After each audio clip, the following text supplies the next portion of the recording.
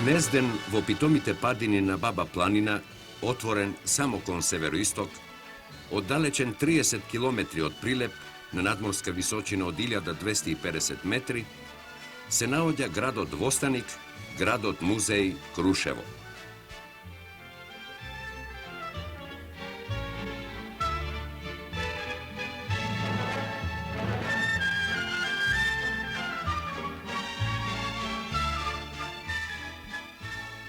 Овде во овој град, во оваа куќа, во која во бурните августовски денови во 1903 година е прогласена Крушевската република, е сместен меморијалниот музеј, кој ни ги открива настаните што му претходеле на Илинденското востание, неговиот тек и неговиот крај.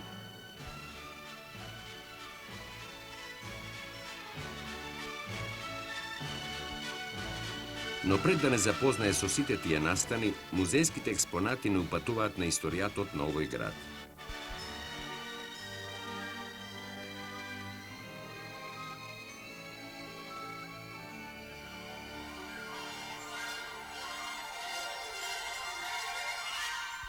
Најстар познат извор за постоењето на Крушево датира од 1467 година, во кој Крушево се споменува како Мезра, тоест село во формирање, што влегувало во составот на поседите на Хусеин бег, кој го држал Прилеп и 31 село.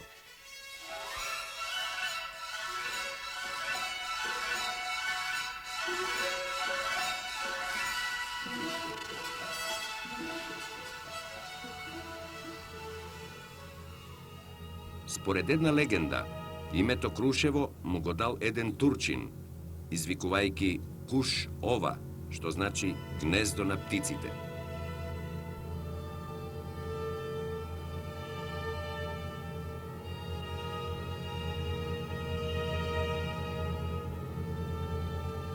Македонија, како дел од Отоманското царство, преживува нечуен терор. Турската власт, одметниците од власта и разни плячкашки банди, ги напаѓаат недолжните жители од Македонија, одземајќи им се што може да се одземе.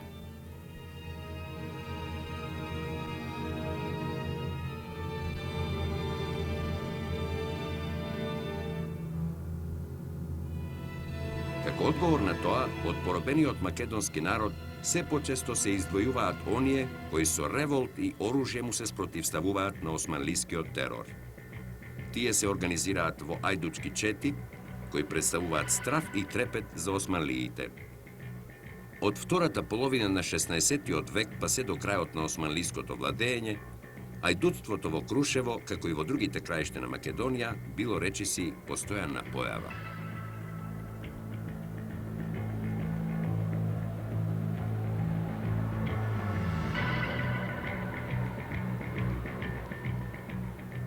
Од 1820 до 1839 година, османлиската власт во своите документи признава дека не можела да ја ликвидира ајдучката чета на Демир Трајко од Крушево, која крстосувала до Олимпик Крит, Босна, Црнагора, Албанија и назад до Битолско и Крушевско.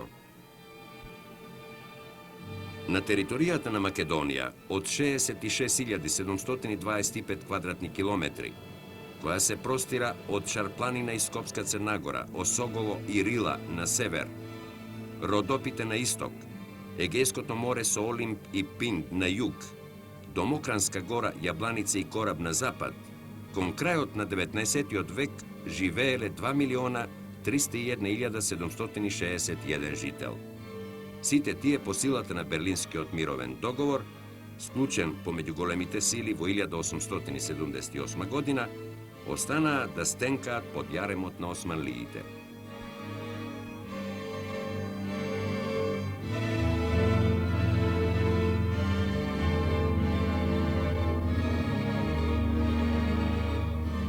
Тогаш, во Македонија, поле на крвави поробувачки игри, се засилија и аспирациите на новосоздадените балкански држави – Бугарија, Србија и Грција, кои се надпреваруваа во ширење на своите духовни влијанија со цел да го асимилираат македонското население. Овие документи и фотоси ни зборуваат дека само во Крушево, Кон крајот на 19. век имало и грчки, и бугарски, и српски училишта.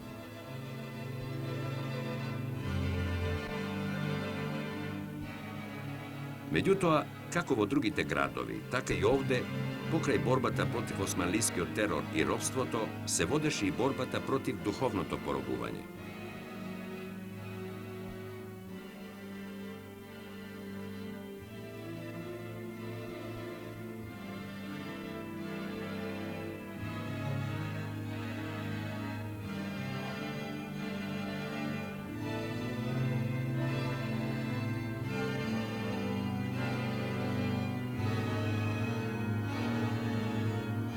Во Крушево, уште во 1869 година, напредните крушовчани им се спротивставија на грчките пропаганди и го исфрлија грчкиот јазик од една крушевска црква.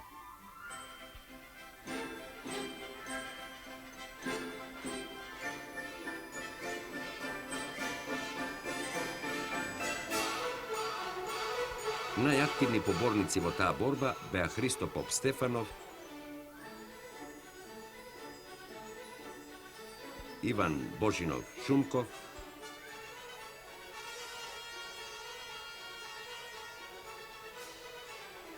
и особено Стојан Везенков.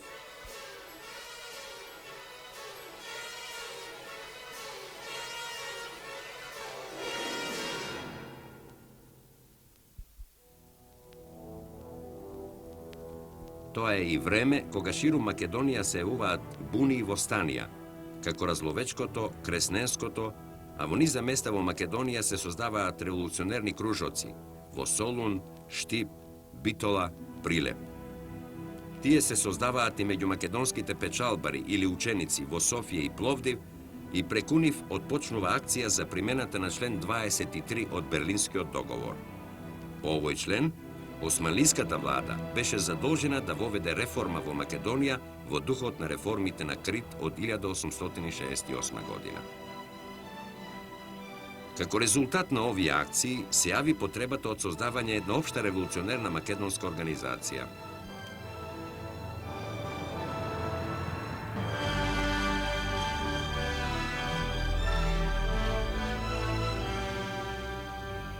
Така на 23. октомври 1893 година во Солун се удрени темелите на тајната македонско-одринска револуционерна организација на чело со Даме Груев,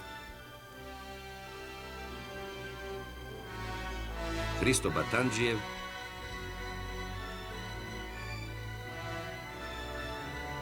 Иман Хаџи Николов, Антон Димитров, доктор Христо Татарчев и Петар Попарсов. Проширувањето на организацијата ја наложи потребата од одржување на пошироко советување, кое беше свикано во Ресен за време на посветувањето на црквата Свети Кирил и Методи. Тоа се случи помеѓу 15 и 18 август 1894 година и тогаш беа донесени решенија за вооружување на населението и за ширење на печатната пропаганда, како и формирање на внатрешна македонска револуционерна организација.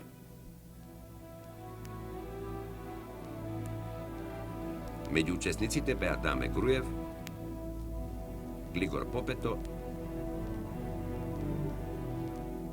и Александар Панов.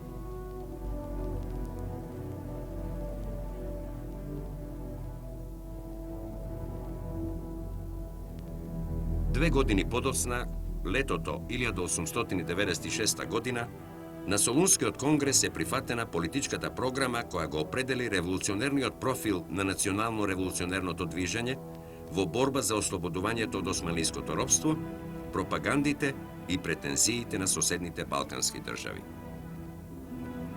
Територијата на Македонија беше поделена на 5 револуционерни округа, а Гоце Делчев и Ѓорче Петров беа избрани за задгранични представници и добија задача да го изработат уставот на организацијата.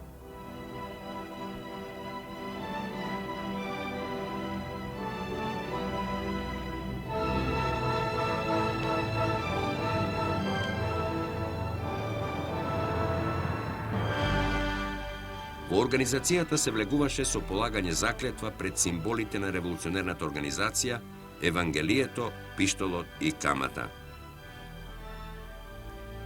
А во глава 3, член 5 од Уставот пишува: член на организацијата може да биде секој жител на Македонија, без оглед на неговата национална припадност, религија и политички разбирања, само ако ги прима принципите на организацијата и ако се бори за ослободувањето на Македонија. Се заколнувам во верата, совеста и честа, дека ќе работам за ослободувањето на Македонија и Одринско со сите своји сили и средства и дека никогаш не ќе ги предадам тајните на револуционерното дело, а во случај ако тоа го сторам, да бидам убиен со овој револвер или со оваа кама што ја целивам. Амин. Годината 1893, во која е создадена тајната Македонско-Одринска револуционерна организација, се совпаѓа со создавањето на првите социјалистички групи во Македонија на чело со Васил Главинов. Двете организации соработуваа врз база на заеднички ставови по основните прашања: ослободувањето на македонскиот народ од беговско-феудалниот систем преку вооружено востание, борба против шовинистичките пропаганди на соседните балкански држави и борба за независна македонска држава. Социјалистите, меѓу кои особено се активни Веле Марков, Никола Петров Русински, Никола Карев и Лазар Главинов, брат на Васил Главинов, својата борба ја спроведуваат и преку низа статии и написи во органите на социјалистичкиот печат, Револуција и политичка слобода, а особено низ брошурата Македонија на македонците од Васил Главинов. Во 1900 година, на 3 јуни, во местноста Калека и Крушево, на својата прва конференција, социјалистите решија целосно да ја прифатат програмата на натрешната Македонска револуционерна организација и мнозина социјалисти станаа функционери на организацијата и војводи на револуционерни чети, меѓу кои особено се истакнаа Никола Карев и Веле Марков.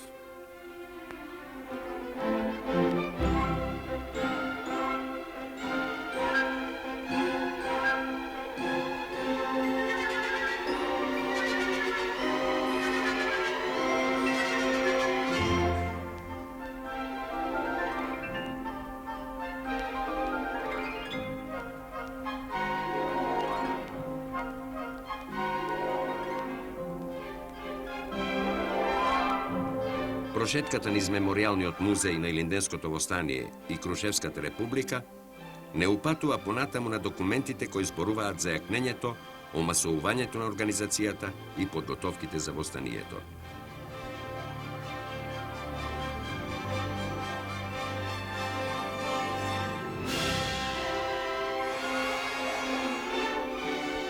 За релативно краток период од своето оснивање, револуционерната организација имаше создадено гусна мрежа комитети и чети која крстосуваа Македонија и за чии движење особено се грижеше Гоце Делчев.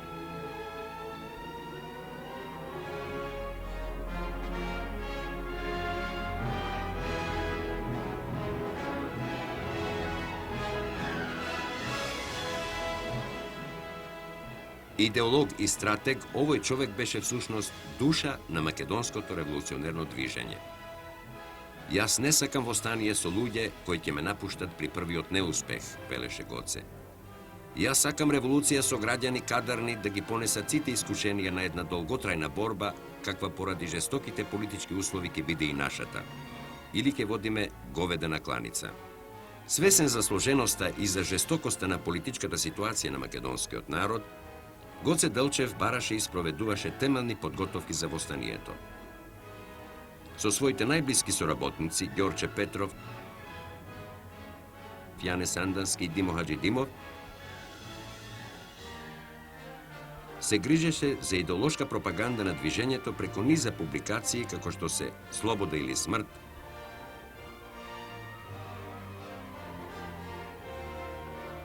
Бунтовник,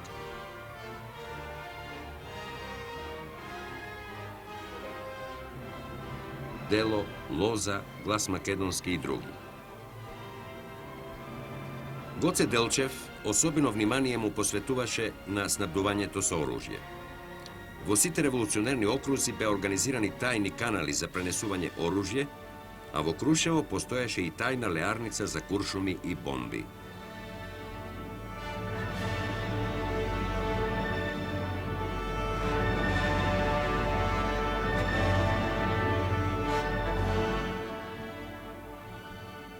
Тодор Борјар беше еден од најпознатите мајстори оружари. Тој го конструира и легендарното Црешово топче.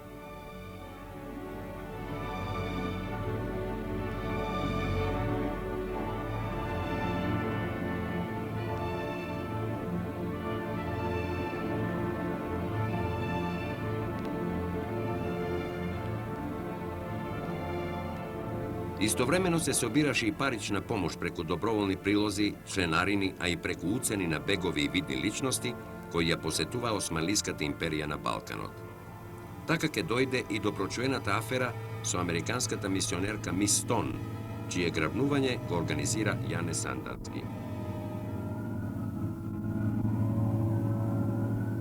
Музеот во Крушево со овие неколку документи и фотоси не воведува и во струјата позната под името врховизам. Во 1895 година е основан комитет на македонските друштва кои засолнати од османлиите действувале од Софија. Членовите на овој комитет на чело со Иван Гарбанов и Борис Сарафов застануваат на позициите на бугарската буржуазија, со која раководат интересите на хабсбурговците. А нивните интереси беа спротивни на интересите на македонската револуционерна организација, зад која стоеше македонскиот народ. Со вешти политички игри, тие предизвикуваат низа неуспеси на револуционерните сили, вршат предавства, убиства, афери. Една од најпознатите е секако ракитничката афера, во која предаден на турскиот аскер загинува со својата чета Веле Марков, социјалист и револуционер. Тоа се случило во селото Ракитница на приодите на Крушево во 1902 година. И денес, во речиси на пуштеното село Ракитница, во еден агол од селските гробишта, стои надгробната плоча на гробот на Веле Марков.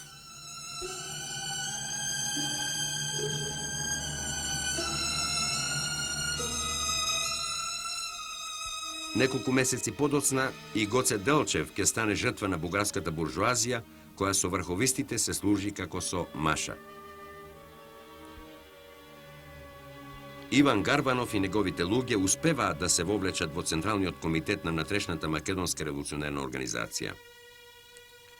На Солунскиот конгрес во јануари 1903 година, искористувајќи го отсуството на Гоце Делчев и на Ѓорче Петров, тие успеваат да добијат мнозинство гласови за кревање на востанието истата година. Гоце Делчев одлучно и жестоко и се спротивставува на ваквата одлука на Централниот комитет, но не ќе успее на 4 мај 1903 година. Гоце Делчев паѓа како жртва на предавство на патот за Серес во селото Баница.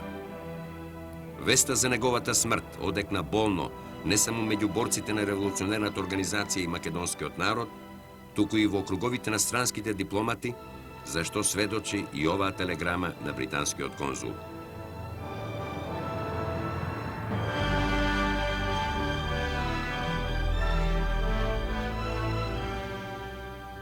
Во меѓувреме, во револуционерните окрузи, според решението на Солунскиот конгрес, се одржуваат окружни конгреси, на кои се потврдува одлуката за востанието.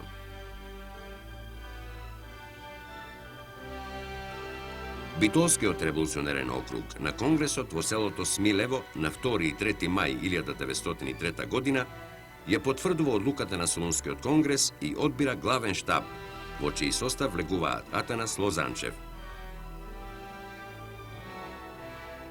Борис Сарафов,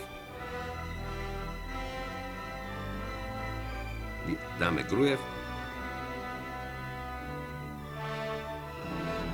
Главниот штаб добива овластување да го одреди датумот на востанието и востанички устав кој ќе ги регулира правата и обврските на востаниците. Главниот штаб нешто подосна се состанува во селото Буф, Леринско, и донесува решение востанието да се крене на 2 август, на ден Илинден, истата 1903 година. Направен е план за акции, според кој востанието треба да вивне во сите револуционерни реони и окрузи. Понатаму настаните што овој музеј ги одбележува, главно се концентрираат на Крушево и на неговата најблиска околија и се одвиваат речиси вртоглаво.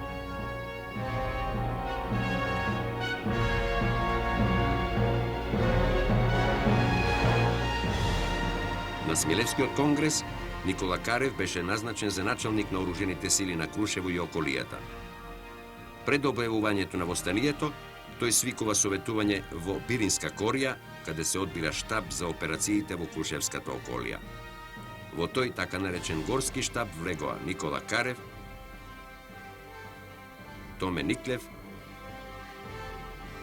и Антиноген Хаџов. Се составува и прогласот до сите поробени кои стенкаат под османлиското робство. Браќа, брзаме да ве поздравиме со востанието. Денеска цела Македонија дигна востание и викна долу тиранијата. Да живее слободата и рамноправноста меѓу македонските народности.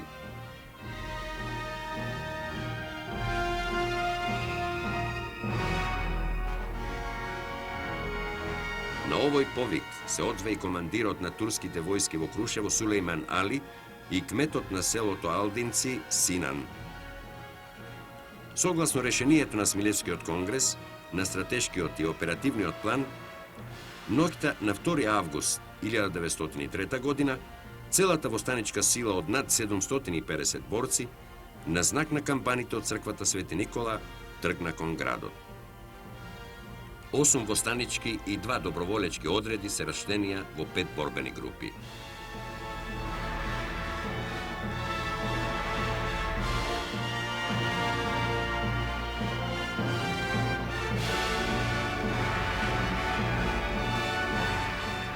По полноќ со стрелба и камбани беше објавена борбата за слобода или смрт, а следниот ден Крушево 8 на слободно.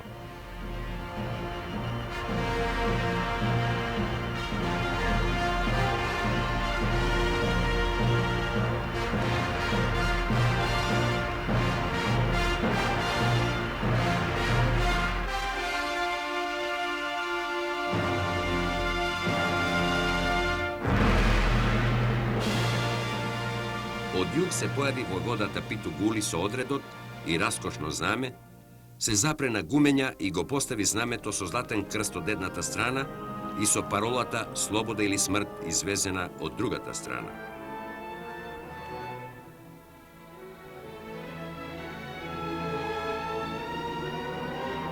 По ослободувањето на Крушево, началникот на востаничките сили Никола Карев на 3 август свика собир на граѓаните на кој беше избран градски совет.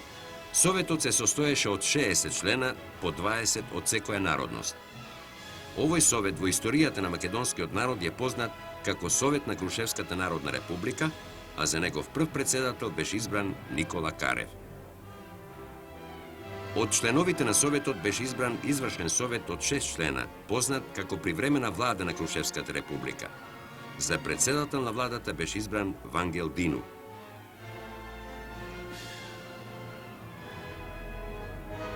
Сите овие значајни настани се случуваат токму во оваа куќа во која денес се чуваат спомените на Илинденската епопеја, а од тука издаден и прочуениот Крушевски манифест со кој неговиот автор Никола Карев, социјалист и револуционер, ги повика сите народности што живеат на оваа територија во борба против тиранијата за слобода и живот во братска заедница.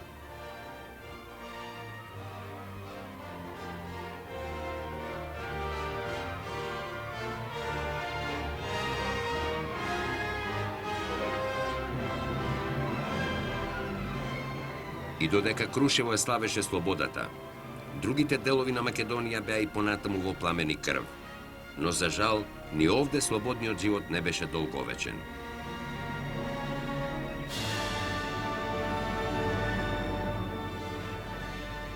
Точно 10 дена по прогласувањето на слободата, на 13 август, Бахтијар Паша со 18.000-ната пешадија со коњици и артилерија направи обрач околу ослободената територија. Востаничкиот штаб, проценувајќи ја безизлезноста на одбраната, донесе решение за повлекување на востаниците, но некој од нив свесно не ја послушаа наредбата.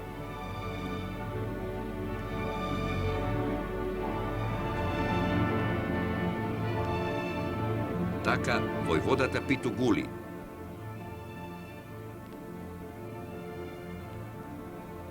Кај Мечкин Камен со своите 40 борци, до последниот куршум во пушката го бранеше повлекувањето на востаниците. И на крајот, сите се самоубија со зборовите кога нема слобода, има смрт.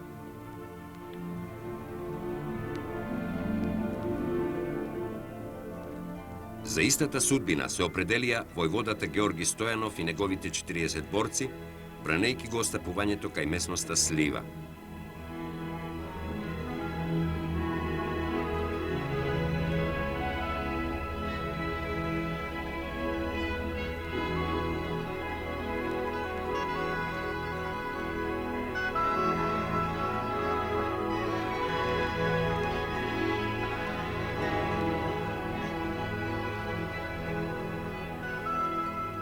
Крушево и неговата околија беа поле на терор, пострашен и побезмилосен од што порано.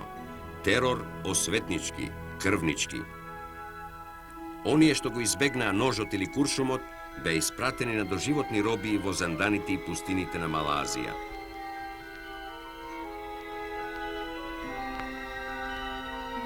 Илинденското востание и неговата трагедија предизвикаа силен впечаток меѓу прогресивната јавност во соседните земји и во Европа.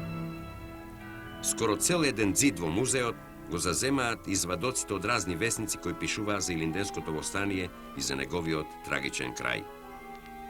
Весникот Словенец, што излегуваше во Љубљана, во бројот од 10 август 1903 година пишува: нови извештаи од Македонија потврдуваат дека новото востание нема само локално значење. На празник Свети Илија на 2 август по нов календар беше прогласено општо востание на Македонија и во Одринско. Загребскиот весник Обзор на 29 август 1903 година вели: повеќе дни Крушево беше театар на крвави настани, театар на убивања, палежи и грабежи. Во Франција, социјалистот Анри Барбис исто така известува својата јавност за трагедиите што се случуваат во Македонија.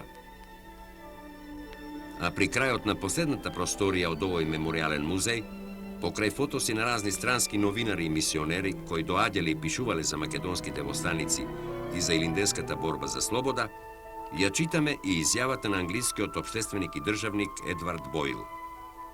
Борбата на македонците представува стремеж кон слобода на еден јасно оформен и свесен народ.